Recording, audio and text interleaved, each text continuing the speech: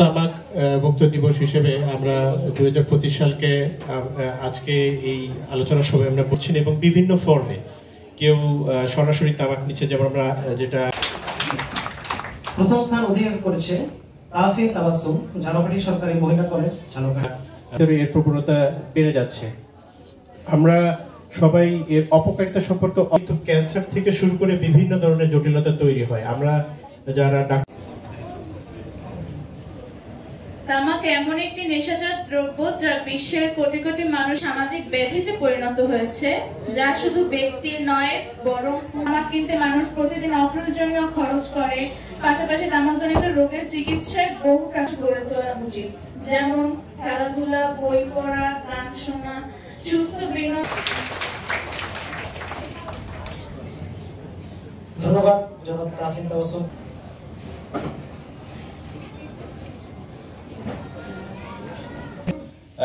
খাদ্যদ্রব্য রয়েছে সেগুলো থেকে নিজেদেরকে বিরত রাখতে হবে এবং তামাকের কুফলতা সম্পর্কে যেহেতু আমরা সকলে, এরা কিন্তু খুবই ছোট ছোট বাচ্চা, এরা কিন্তু এই তামাকের বিভিন্ন ক্ষতিকর প্রভাব। ছাত্রছাত্রীদেরকে অনুরোধ করবেন যে ক্যান্সারের ভয়াবহতা সম্পর্কে তাদেরকে বোঝাবেন এবং সারা জানলে তাদের আত্মীয় স্বজন পরিবার পরিজনকে অবহিত।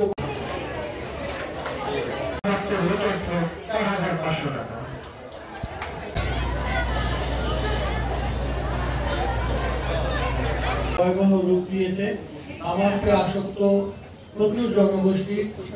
এই তামাক সেবনের পরিপ্রেক্ষিতে আমরা যে অবহেলিত বাংলাদেশ করি, এখানে চমৎকার একটি বিষয় অবতারণা করেছে যে আসলে তামাক কোম্পানিগুলি তাদের প্রচারের জন্য এবং তাদের এই তামাকজাত দ্রব্য যাতে। তোমরা সিগারেট খেয়ে দেখেছো? দেখো নাই। এখন তোমরা দেখো না, এটা আমি বিশ্বাস করি। তোমাদের বাবা হয়তো খেয়েছে বা খায়। কার কার বাবা সিগারেট খায়? হাত তুলো দেখি। 1 2।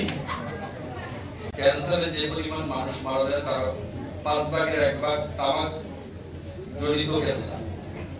তামাক খায় যারা, তারাও ক্যান্সারে আক্রান্ত হয় এবং যারা ক্যান্সারে মারা যায় তার 5 ভাগ, শুধু ক্যান্সারে যদি মারা যায় তার 20 জন হচ্ছে তামাক জড়িত কারণে মারা যায়। তাহলে আমরা তামাক খাওয়া যদি বন্ধ করতে পারি তাহলে এই ক্যান্সারের অন্ততপক্ষে 1/5 রোগীকে আমরা সেভ করতে